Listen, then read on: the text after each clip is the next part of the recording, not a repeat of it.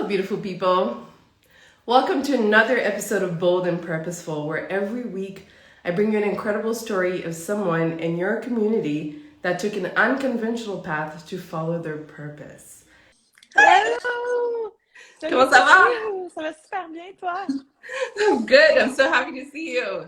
You too. This is Thank so you fun. for I love accepting your my background with the invitation. candles. No, of Oh, course. yes. I love what you're doing, and I think it's such a good opportunity to like share stories, and it's so inspiring when people are relatable and whatnot. So of course, I'm so happy to be here. Thank you. Yes, I think so too. And I think that, a lot of us are scared to do what we really want to do and to see people that are like us in our community, to see them try and succeed. I think that alone is very, very successful. It's very inspiring. I think so too, but I think it's funny too how like I'm so scared all the time, you know? So it's like it's also understanding that things don't just happen overnight, and like I think it's all that part of the things as well, where when you look at them from a like Instagram perspective, it just looks like, oh my God, like she's got a doll, it's so exciting, so many boxes that she gets and stuff. But then at one point, like when you do get to talk to people, you're like, oh wow, this did not just happen. Like it's 10 years in the making, and a lot of trial and error, I guess. And that's why we do this, because I think they do need to know that, right? It doesn't happen overnight. And then social media gives you it doesn't give you the full picture, No, I right? mean, social media is marketing at the end of the day. So you put out there what you want to project to the world. And I think Exactly. that's a totally good thing. Like I often find like you should treat social media like your own personal little manifestation board where you attract what you put out there, like what you want to do more of, Mhm. as I like to put it. Like if I want to play sports with friends, I post that I'm playing sports, and all these people invite me to play sports. It just kind of makes sense, right? Yeah, But I'm yeah. not going to post like, oh, I got a ticket on my car again. Like that's not the kind of energy I want in my life, you know? Right, right. No, I totally agree with that. I love it. I'm all about manifestation, so that's true. I didn't even think about it that way, but yeah, that's a very good analogy. Yeah, listen, you're very busy, Ariane. So again, thank you for being here. I was watching your stories, and I think 2 weeks ago, you were in Mexico, and then last week you were in Toronto. How do you juggle all of this? I mean, so this is all pretty new. So as you were saying earlier, I started Overground, my social media management company, when I was 22 years old. So a while ago. After 1 year working at an agency, I was like, I need to do something for myself. I need to try this out. And so we did it. And it started from working with bars, restaurants, of people that I've met through working in at Tokyo Bar. I used to work in the industry, so it kind of like started from there. Hmm. Actually, the way it started my business, which is kind of funny, is like I was working in marketing where I was basically just filling out Excel sheets, and I was like, is this what advertising is? Like, I don't get it. I don't like it. I don't feel like I'm expressing myself. And I worked Sunday nights at Tokyo Bar at the time, and on in the summertime it was super super busy, but in Hmm. the wintertime it would kind of like chill because like people kind of want to stay in on a Sunday. So it would like I said, oh, can I take over the Instagram? And when I was younger, I actually used to take these jobs where on the weekend I would like stamp people on Crescent Street to get them in the club. You know, like when people used to fly like flyer boys and stuff like that. Yeah. But then like things changed and you couldn't do that anymore. So we had to Hmm. find new ways of doing that. So like Hmm. Instagram and Facebook kind of became that. Right. So I started doing it for Tokyo Bar, but I wouldn't tell anybody I was doing it. So it was like I would like kind of like post pictures of people and they're like, who is this? Who is this? And it was just working. Like I would interact with people at the Bell Center. I would interact with people going to Alouette that would have an interest in like nightlife, and it just started working. And then people started asking me about my services, and they wanted me to do the same thing. So it really started as a like, it was me and my partners, and that was it. And then we started having internships. We started growing our team to 10 years later, Hmm. having the biggest brands in North America. So we were working with Thai Express, BRP, Under Armour, and then in July of this year, after 10 years of this, I decided to go into another chapter of my life. So we decided to stop the social media management and really Hmm. just focus on strategy and consulting. Because even for myself, I had to rethink like, wait a second, like what do I truly enjoy doing the most at this point in my career? Because I've enjoyed the whole I'm lucky that I was allowed to do creative stuff for the last 10 years, but then I was like, oh, I really love the strategy part, the educational part. So we've decided to shift over in that direction, but we continue to have the 66 agency where we get to manage influencers. So to answer your question, moving forward, I went from having an office of 15 staff to really reducing my operation to everything being online and everybody being freelance, basically, which allows me to travel, which is why I was in Mexico for almost 3 months. And that's it. I'm going to be continuing to travel. I was in Toronto last week, and I'm actually moving out of my place, which is why I don't have very much to show here for the next year or so. So I'm really excited for what's to come. And I mean, obviously building this company has allowed me this freedom now in my life. So it's cool. That is very, very cool. There's so much I want to ask you. First of all, you talked about starting your company at 22 years old.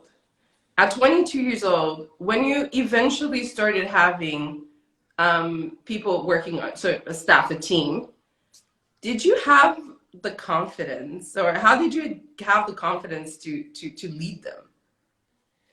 I mean, that's a good question. I think it happened really over time. So obviously, I'm not the typical entrepreneur where like I was really doing the work myself, which actually I think most small businesses start like that. But versus other agencies, they often like the owners are a sales team and then they hire people to do the work versus like I was doing the work. So in terms of educating, honestly, they feel like I've actually been running a social media school for the last 10 years of my life. You know what I mean? Which has been so cool. Like when I think about it, now how many young professionals are now working in amazing creative jobs in social media because they started at my agency and they weren't working in marketing at all. They were working in customer service, but I knew they had something and that they would be able to do it.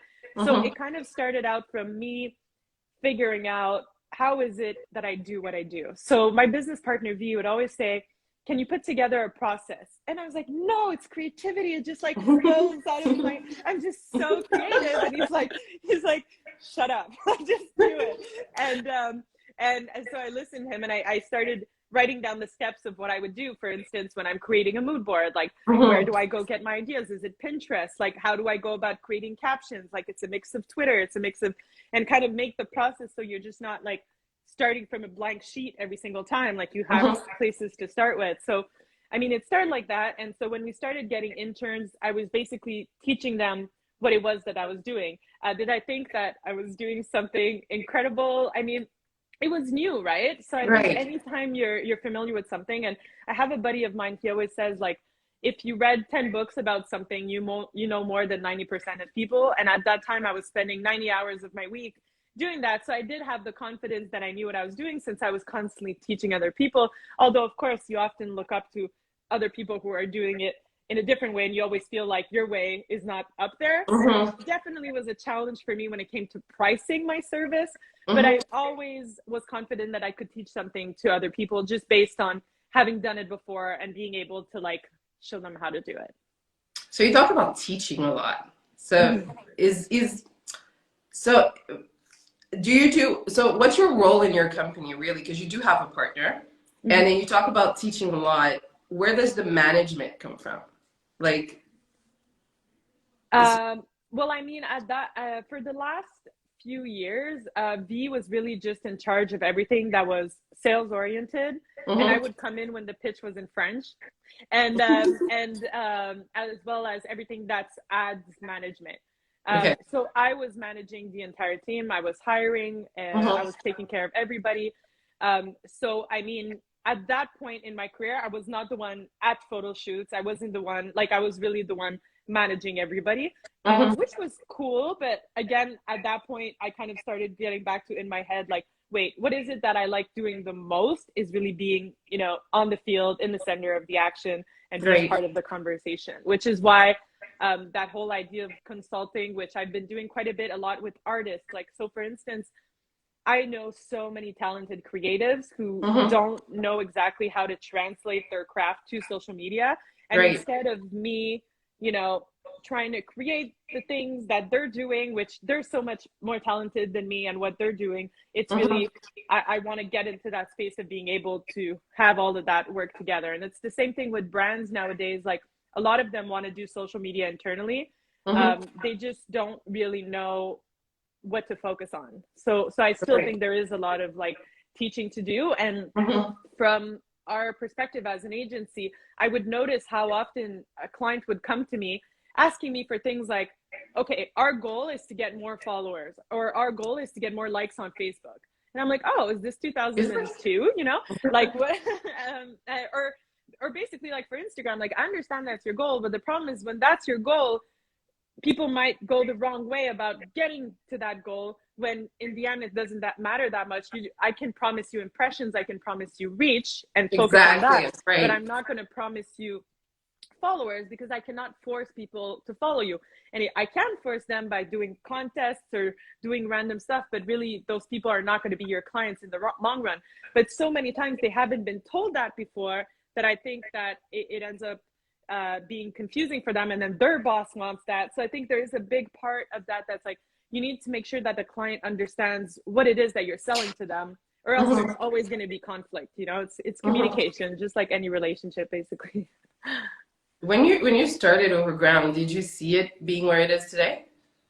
Oh my God, no. Like I mean, again, it was kind of, how do I say this? Like it didn't exist. We were the first social media only business, marketing business in Montreal at the time, right? So it wasn't like, I wouldn't compare myself to traditional agencies. I never ever wanted to be a traditional agency. We were like a boutique style agency, but I never thought I would end up serving big clients. Like I always thought it would kind of stick to what it was at the time. So no, I think I really winged it. I think now I'm at a point in my life where I have the confidence to being able to see what it is that I want and focus on it. I think Mm-hmm. at that time in my life, I was kind of like waiting for things to naturally come to me, Mm-hmm. which, you know, works out in a lot of ways, which is how I ended up being an influencer for brands. Like it just kind of, these things just kind of showed up in my life for me, kind of like going into my path. But at this Mm-hmm. point, I think I'd want to like be like, yes, this is what I want. This is where I wanted to go. I think for Overground, it's always kind of been like, you know what, we're doing this for fun. That was kind of like the Great. mindset.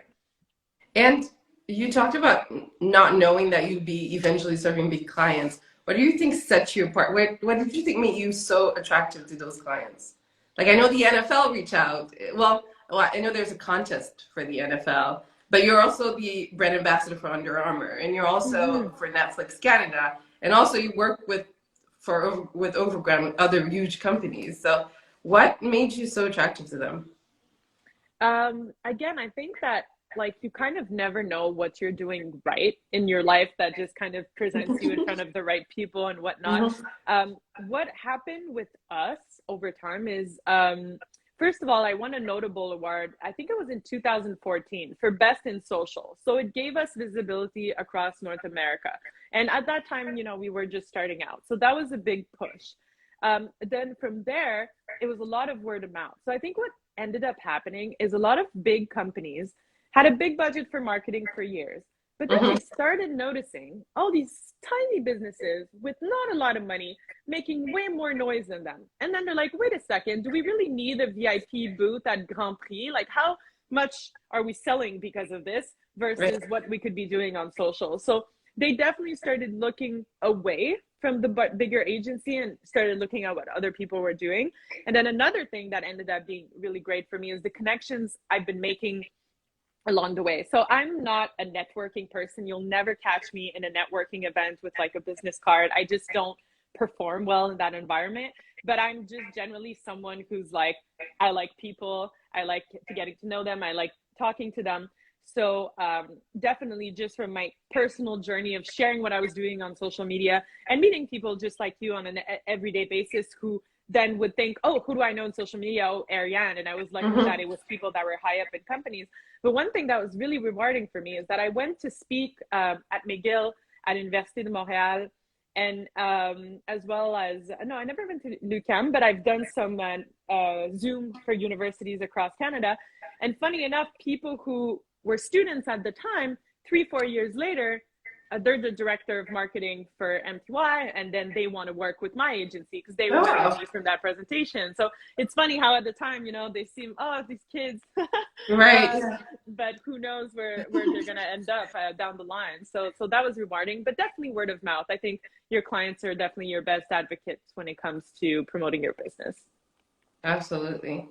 You also talked about knowing knowing what you want to do now and having the confidence to now just focus on it. How did you build that confidence? Um, I think I want to say, and it's like, it's funny because I'm always scared to get an eye roll when I say that, but I started journaling a little while ago, almost 2 years ago. It was like a gift that I got from a spinning class that was the 5 minute journal, Okay. where that's like a very beginner, like you write 3 things that you're grateful for, and then 3 things you wish would happen today. And then at the end of the day, you kind of regroup, like, okay, what happened that was amazing? So it just kind of started like, I really started slowly really paying attention to what did make me happy. Because sometimes in your day, like it's funny because this happened to me in Toronto just this weekend. Like we had this amazing day where we went to a Raptors game and went to this nice restaurant. But my favorite part of the day is that my friend and I decided to run for the bus, but we knew I didn't have a ticket for the bus. And then we got on and the bus driver is like, oh, you need a ticket. And I was like, oh, but I don't have one. He's like, rock, paper, scissors. And then I did it. And then he led me in the bus. And I was like, oh, that was my favorite part of the day. My friend was like, that's so funny. Like we just had such a, you know, so it basically got to make me thinking about like, what are these moments that make me really happy and this, that. So I really started getting in that mindset. And from the moment I decided I was shifting my business. So I gave myself 6 months to figure out if I wanted to continue in the full social media management. So I hired a bunch of people until okay, no, actually, I want to go in a different direction for the next chapter of my life. And from that moment that I decided that and I got rid of my office, I honestly started journaling like everything that was going on in my life. It started with the trip to Austin where legit, like it could take me 4 pages to describe a 2-hour part of my day, but it really started making me pay attention to what is it that I want and seeing those things kind of come to life. And when I was in Mexico, what's funny is that I actually finished a journal that was like about 3 months time. And I went back to see what I had written that I wanted to happen. And it was like just kind of happening. And I was like, I've been so scared my whole life to want what I want because I'm scared I'm not going to get it. So you kind of like settle for what you think you're going to get. And like I said, I would just let things happen to me, which have been like wonderful things. So I'm still very grateful for everything that's happened. But it was always kind of like, someone suggests we start a business, kind of like I never said I want this client, this is the one I want. I was just kind of letting life happen to me, and then from kind of seeing those things that I'm able, that when I focus on something to make it come to life, then it kind of gave me that confidence. And at that point also within my career and all that, like I always get these confirmations that like, Ariane, like you know what you're doing, you know your shit. And also from meeting people who are doing it. So I think that's a big part of it as well. Like this whole idea of like being able to work remotely and traveling, just going to Mexico and meeting so many people. Like I went in a hostel and it was like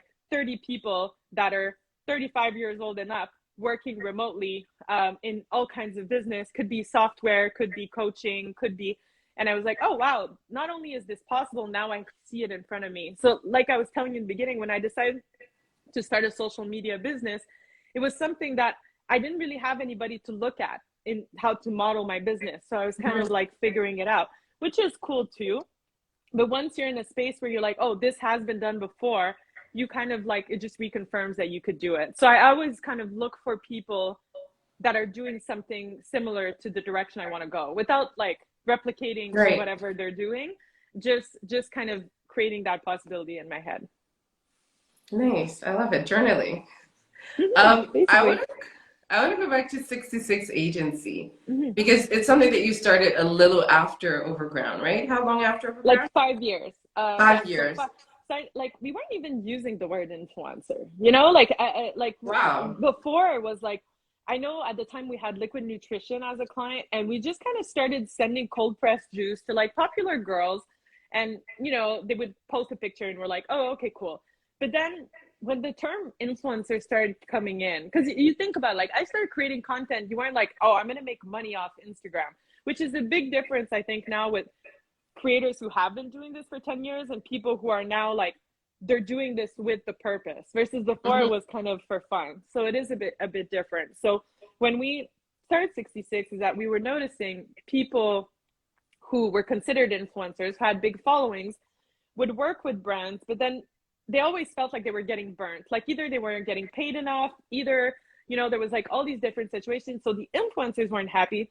And then the brands were trying to say, all these influencers are scammers. I got nothing out of this, you know, and then it would kind of completely cancel influencer marketing. Like how often people contact me for influencer marketing and they start the meeting with, I don't believe in influencer marketing. And I'm like, so glad you called me. All right, let's dig into this. Like who hurt you? But that's usually actually how it ends up going. So 5 years ago, we decided to put together this platform where influencers sign up willingly. They attach all their engagement, all their information, and they let us know what they're interested in posted about, which is also something that, you know, you hear a lot of people who say, oh, every brand that's targeting me, it's stuff that I don't want to post about. But then sometimes it's like, well, either the brand is completely not paying attention, or maybe you're posting about stuff that you don't want to post about. Like, so that's one thing you have to be careful with as well. Like a lot of influencers that I've met over, you know, they would like want to work with luxury brands. And I'm like, nothing about your page speaks to luxury brands. So that was a learning curve as well. But basically once they signed up to 66, then we have this bond, this trust, and then we send them a bunch of potential campaigns and they decide whether or not they want to, and then we present them to the clients. So it just kind of created that better communication. Also, being an influencer creator myself, I got to experience and work with so many agencies over time, and you totally realize when you're just a number, or like when they've never looked at your content before, and it does get frustrating because you put so much time and effort into things, and whether a brand doesn't understand your value, like there's all these different things that we really try to navigate and really show that both the brand and the influencer, like, we're on your sides, but on both of your sides. And we want you guys to leave this and think, I had a great opportunity working with this brand. Like, so often influencers, they work with the brand, they don't have a good experience, they don't mention on social, and then they go and tell all their friends, which ends up backfiring. You're like, that's not what you want. It's still word of mouth at the end of the day, right? So yeah, we launched that 5 years ago, and 66 actually allowed us to work with a lot of big brands who were doing social on their own, but didn't want to dabble in influencer marketing as well. So that's when we got to work with Apple, we got to work with the NFL, helping them recruit influencers in French Canada, because often in Canadian, like in the rest of Canada, they don't really know that we have influencers here. As well as HelloFresh, Foodora, Skip the Dishes. So we did quite a bit of campaigns through 66 over the last few years. Yeah. That's incredible. What do you think makes a good influencer? Is it creativity? Is it consistency? Is it being bold? Is it the content, like the creativity behind the content? I think it's like, that's the thing, is like, there's so many different types of creators, and you're going to follow people for different reasons, you know? And I think it's like first and foremost, it's about post about the stuff you like. Because there's nothing like somebody who like gets famous for something they don't enjoy doing, and it kind of you see at one point, you know, and like they're doing it over and over, and that's such a trap with Instagram, because consistency works. So if you're posting everyday recipes but you actually hate cooking, it's going to be unfortunate. It's not going to work. So, and in the long term, you're not going to want to do it anymore. So I think first and foremost, like, make sure you're doing something that you genuinely enjoy doing. Then I do think the consistency, but I think having a niche, it just makes sense. Like, I know that for me, if I was posting only fitness content, I'd have a much bigger page, or whether it's like recipes, because you see that person pop on your feed who posts always delicious real videos of food. That's what you want to see. But you don't follow that person for the same reason that you follow Kim Kardashian. So you don't need Kim Kardashian to also show you recipes. Like, you know, everything is there and everything has its own purpose. And I think so often people think there's only one way to be a creator, but honestly, it's like endless possibilities. Like, there, you can be it can sports and poker, like anything that you consider you're better at than 90% of people, or that you think you have your own perspective on, you could do it. So what makes a great influencer? I mean, I think anybody can be a creator, because I think anybody is creative. I think TikTok has proven that, like how many amazingly talented, hilarious people have came out of TikTok. I think it's really just figuring out the platforms that you enjoy the most and that you're the most comfortable with, so that you can be consistent. If you're spreading yourself all over, you're not going to be able to figure out like, wait, this is my thing, this is what I'm good at, this is what I like.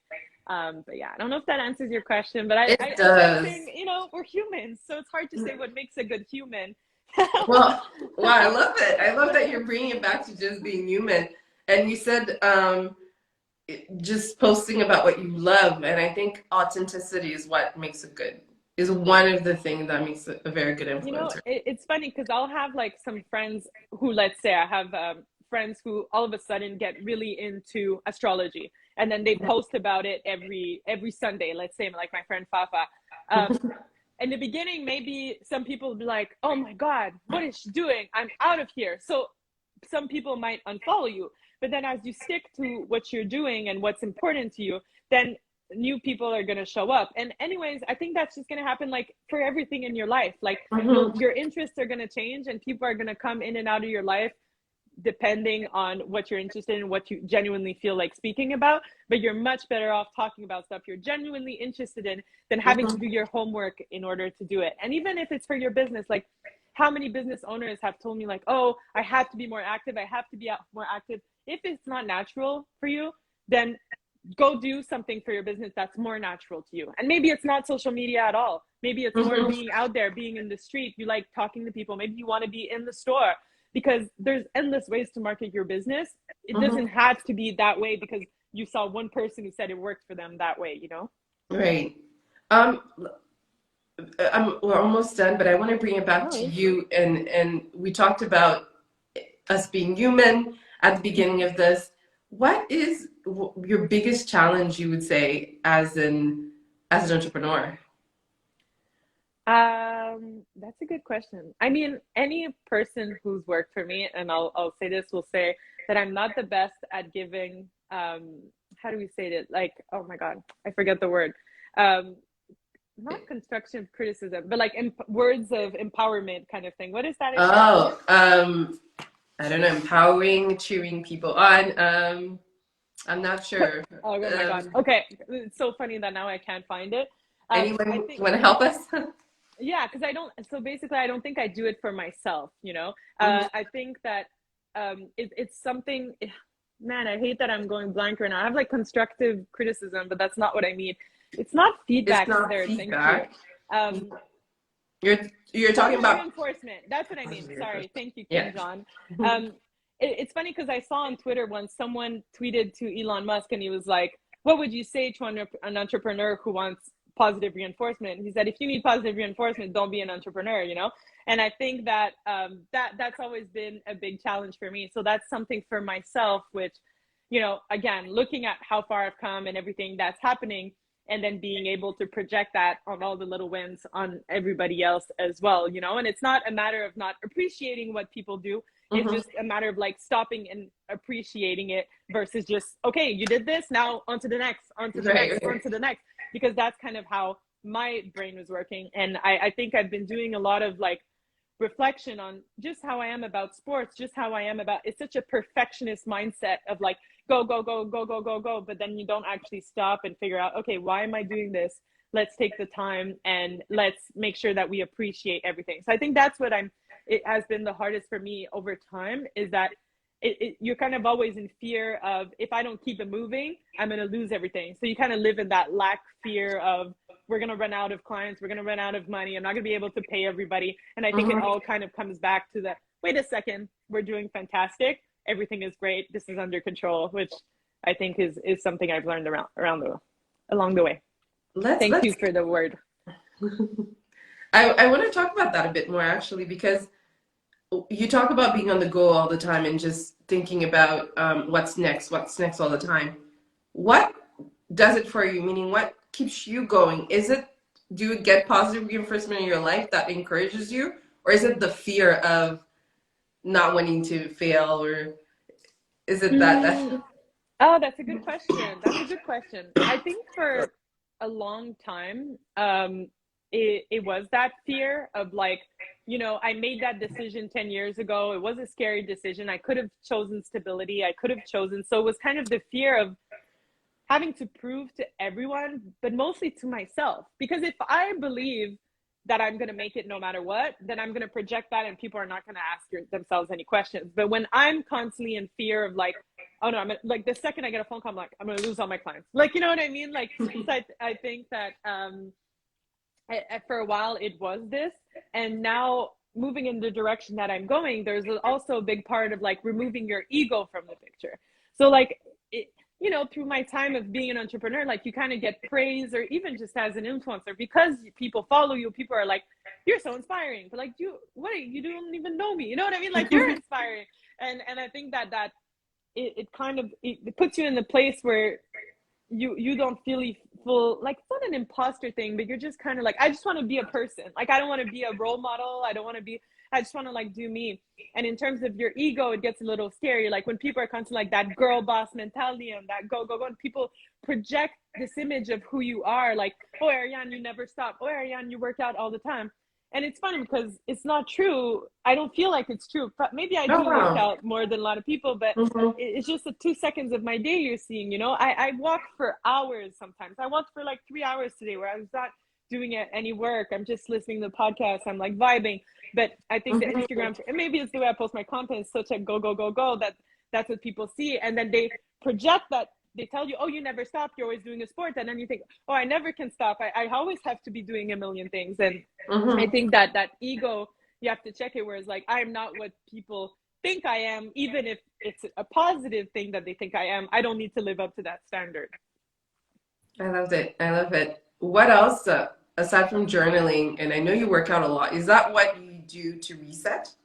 Absolutely. Like, I think it's been a game changer. I mean, I've always been into sports, like ever since I was younger, but I've tried meditating. I'm able to do it sometimes when there's like some visualizations to do or things like that. But when it's just like sitting there, like I really can't. So for me, doing a yoga class, doing a spinning class, it just completely resets my day. Like, it's wild how everything will seem like I have so many different problems, and then I leave the class and like I only have solutions, and everything that was like this huge, like I'll like talk to my mom before class and I'm like, oh, everything is so hard, and then I'm after class I'm like, oh, it's fixed. Like now I like figured it out in my head. Like it's like so simple to me, but like working out just really does it. I think it really forces me to stop and be in the moment.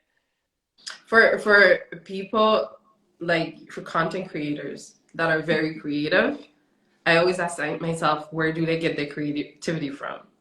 So do you have a specific thing that you do when you don't feel like you be creative, or it's just natural to you? I mean, cocaine. No, I'm just kidding. No, that works. Coffee, definitely. But you know what? It's sometimes I realize that because I thought about, because like I thought about stopping drinking coffee because I don't drink alcohol anymore, and like I don't do anything. So I feel like I love that feeling of being fully in control of all my emotions and everything. And then I'm like, coffee is kind of a trigger. Like, it's like I love it, but it just kind of gets me going in a way that I'm like, it's a drug, you know? So I wonder how it would affect me if I stopped doing it, because sometimes I'm like, it's the coffee, but I think it's almost the ritual of I associate to, I wake up, I write, and then I have my coffee, and then woo, I'm ready to go. But I don't think it's necessarily the coffee itself. It's like I've built this moment.